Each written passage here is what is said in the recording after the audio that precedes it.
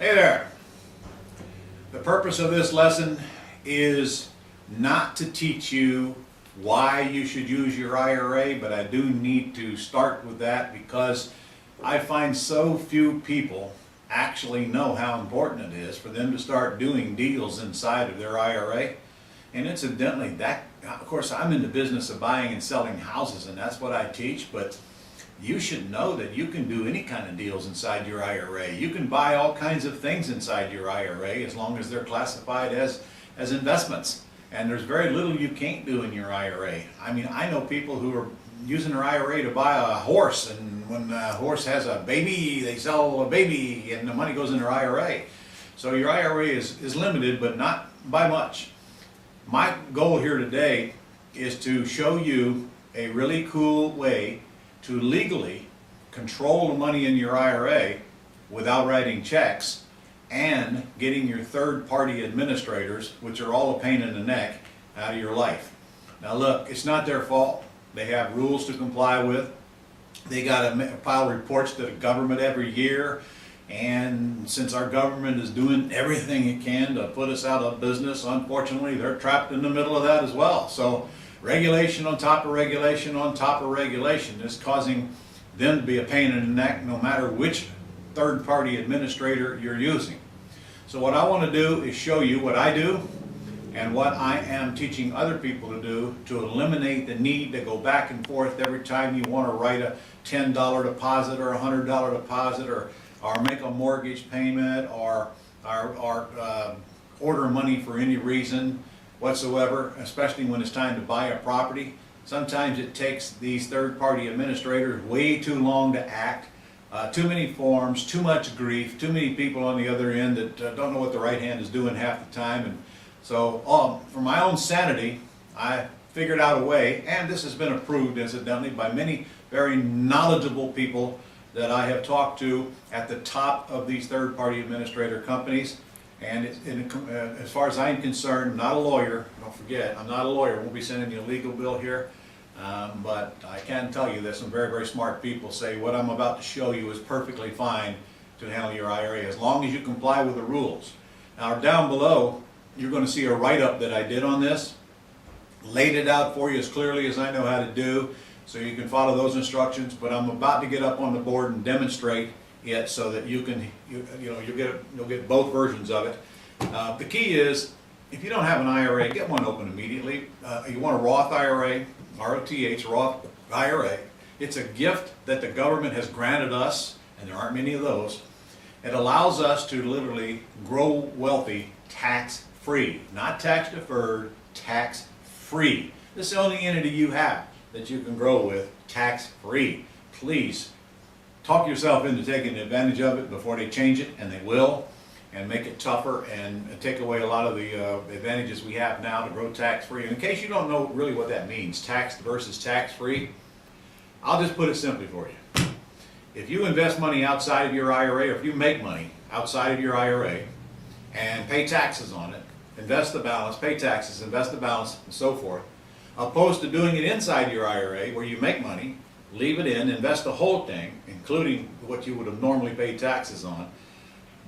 Do it inside your IRA versus out. At the end of the 10-year period, you're going to be somewhere in the neighborhood of 10 times more money in your IRA than if you had done it outside of your IRA, paying taxes on it as you go. Now, what else do you need to know about that?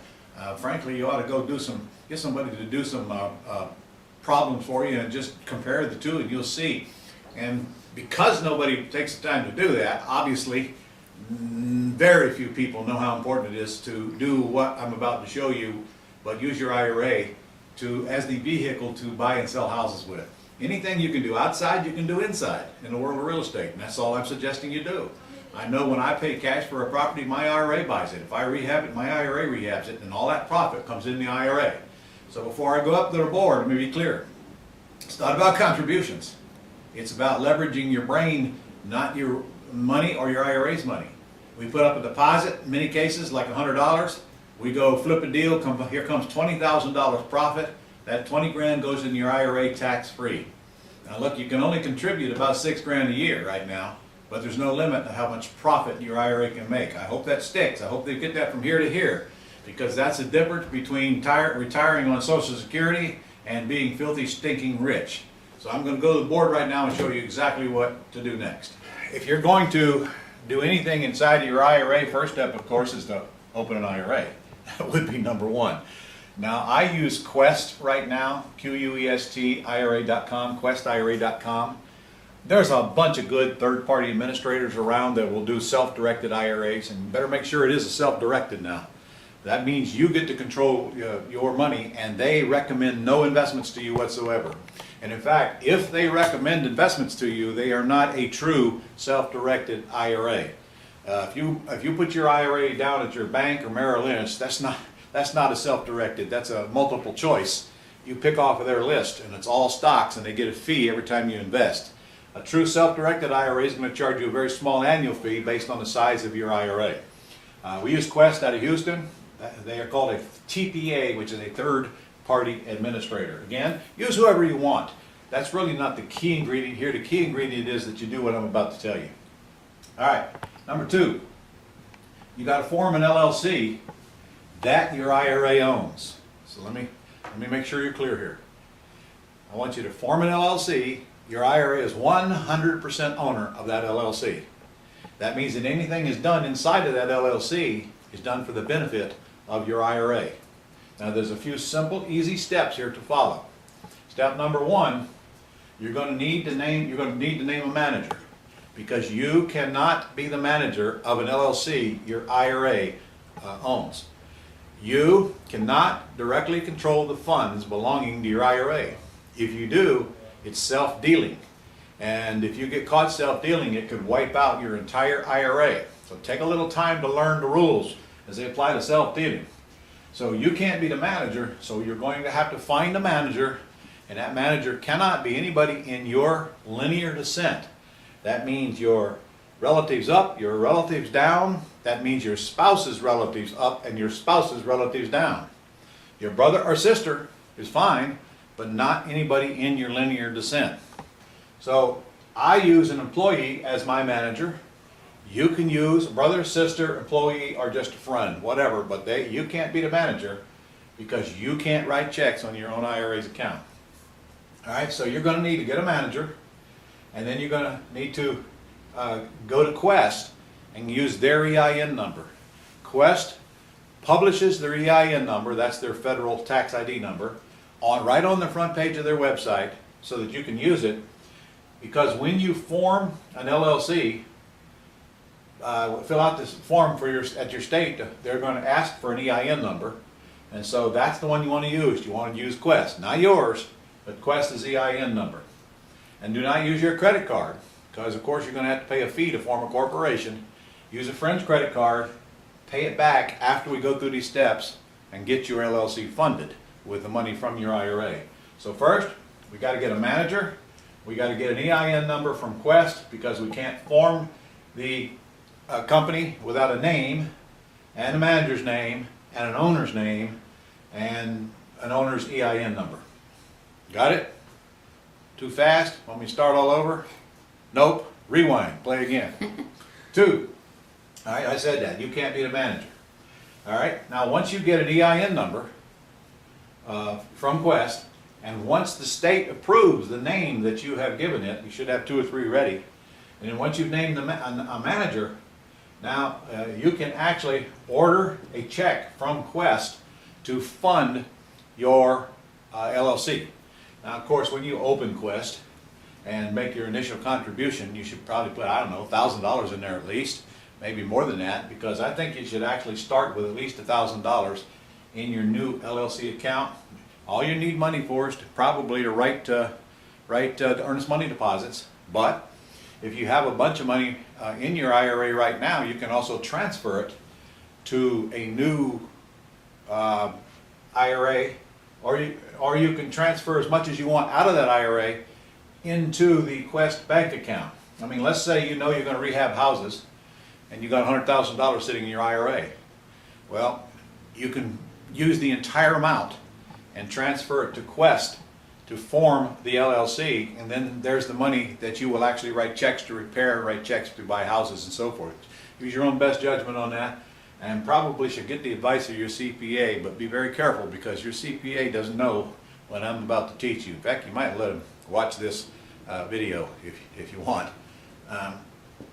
Because your CPA knows you can buy houses, but your CPA doesn't know how to do it without your money or credit or your IRA's money or credit. So I want you to have your CPA involved, but if your CPA tries to convince you that somehow this won't work, it's indication to me your CPA is not clear on what we're talking about and hasn't done his or her homework. I have for a lot of years. All right, so you order the check from Quest to fund your LLC. Now, I can tell you right now that Quest is going to want a copy of your operating, in fact, they're going to want your original operating agreement. So you should go online. You can go to all kinds of places to get operating agreements online. You can download them from LegalZoom or some entity like that, and make sure that if there's anything in the operating agreement you need fixed, just change it right then and there. But most of them are pretty generic. However, in the operating agreement, you must name Quest as the member of the LLC. That's the important part. And they're going to want that original operating agreement, and they may want to sign it. So don't sign it until you check with them first, because they may sign it for the benefit of your IRA, and then they'll hold it. And they may not send you this check until they get that operating agreement. So I'm just telling you ahead of time. All right, now once you get the check from your third-party administrator, you're ready to go to the bank and open up a bank account for your LLC. You will need the check, of course. You will need an EIN number, and you will need an operating agreement to go down to the bank and open up a bank account for this LLC. So now what? You're asking. I got a bank account, I got an LLC, it's owned by my IRA, and it has its own bank account and its own EIN number. Now I want to go buy houses. I want to go write a contract on a house, or I want to go flip one wholesaler when I intend to close on one and rehab it, or I want to go do a pretty house deal, or whatever the case may be. If I'm going to take title to a property, I want to do it in a land trust, but I want my LLC now to be the beneficial interest. Now, of course, if you remember, the IRA owns the LLC, but the LLC will be the beneficiary of the land trust. Your IRA is totally insulated, your LLC is totally insulated. Just make sure that the land trust, one house, one trust. There's plenty of lessons on the Gold Club about a land trust. So go pull them down and watch them, and go to the search box at the top, and you'll have plenty to choose from. So from this day forward, the checks are written out of the LLC. You don't have to go to your TPA. Your manager signs a check from the LLC upon your direction. Remember, you don't sign them. Your linear descent doesn't sign them. Only your manager can sign these checks. Now, if you're worried about your manager taking off with all your money, it's very simple. First, I wouldn't put a manager here that I was worried about that, but if they wanted to, they could take all your money and run, and of course they'd be chased by the law and so forth, but that doesn't stop a lot of folks. But just remember, this money that's in this LLC is totally under your control as the owner of the IRA. So if you get too much money in the LLC, just transfer it back into the IRA and let it sit there. Your manager can't get at it as long as it's in your IRA. You can only get at it if it's in your LLC. All right, so I hope that makes you sleep better at night. All right, a few things you got to know before I quit here. Number one, you cannot get one dime out of this LLC. If you take 1 cent out of this LLC, it is self-dealing. You cannot personally profit from any of the activities of your IRA. Make sure you keep that in your head ongoing. No slimy tricks on how to put stuff on the HUD one so that you get paid from these deals. You means any entity you control, and that also means your linear descent. You cannot make a profit from these deals, not even a $10 consulting fee. Remember, the money's going in your IRA, so you're profiting when it's time to draw it out. You just can't profit while you're doing the deals, so back off of that temptation, or it's going to get you in trouble if you get caught. Number two, well, you can't write checks. I already said that. You cannot write checks on that LLC. In fact, your name cannot even be on the check. When the bank gives you a card, the check card, don't sign it. You have your manager sign it. Okay? Remember, you can replace your manager.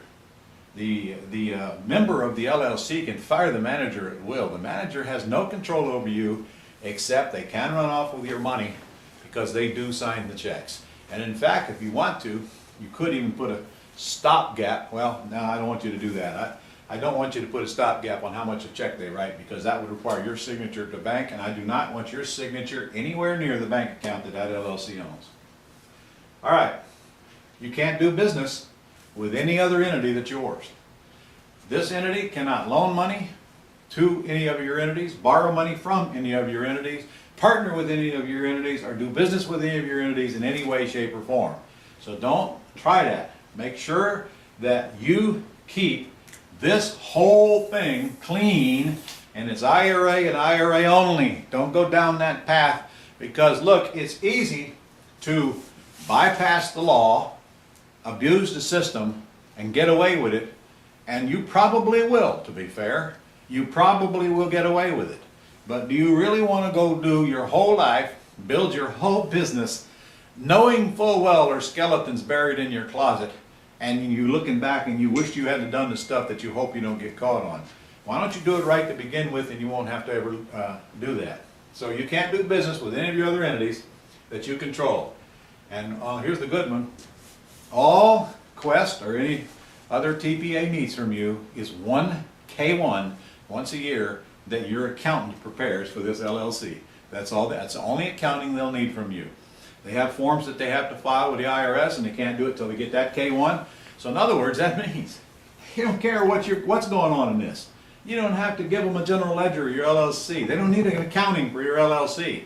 They just need the K1 from the accountant, and at the end of the year, that's all that they'll use, and that's all you'll have in your tax return. So, look, I hope I pointed it out to you so you can understand it, and if I didn't, you can always submit questions. Remember, we do Q&A every single week. You submit the questions, I answer them, and if you don't have any questions on what I just went over, one of two things.